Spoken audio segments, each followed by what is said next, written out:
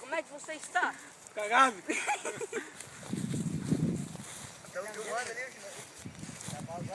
que tapar os olhos dele, né? Nada de tapar os olhos. Hã? Claro, vai que não deixa ele mais tinhoso. Pula pra cima e vai.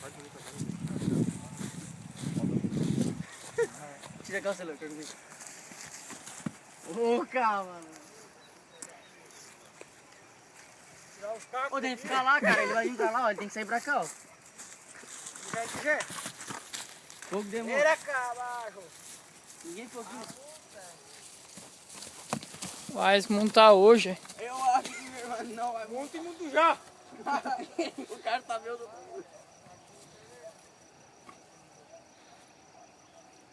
Ouvi cerveja. Hã? Olha, olha, olha. Como é que é?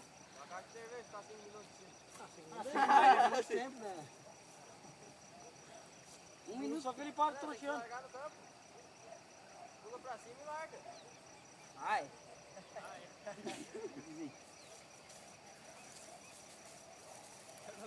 Depois sou eu, né? Não solto. Deixa dar o tiro na corda. Você tá lá, né? Vai pra lá. É, falei pros boca aberta vir pra cá. Não, mas ele vai pra cá, né? Pra cá você vai lá. Acho que vai sair de ré, né? Sai pra lá. Sai pra trás? Não, aqui eu só escondo e eu saio pra lá. Só deixa ele de lado aqui que ele sai pra lá. Vai sair pra lá?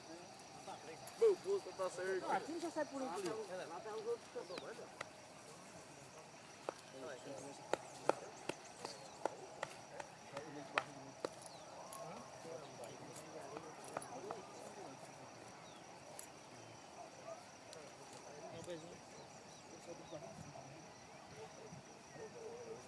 Não, cara.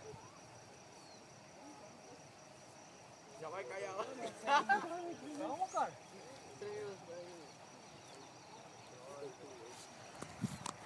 Ô, Germano, você tem mulher? Ah, ainda tá doido, não vai. As dona Loca então você nem embora. Tu quer tentar?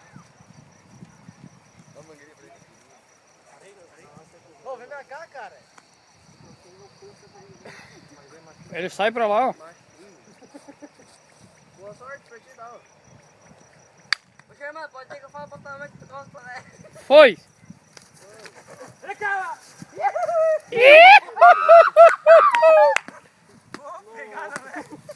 Mas vou de braço aberto. Mortal. Ah, não, foi muito bom. Mortal, velho. Barba.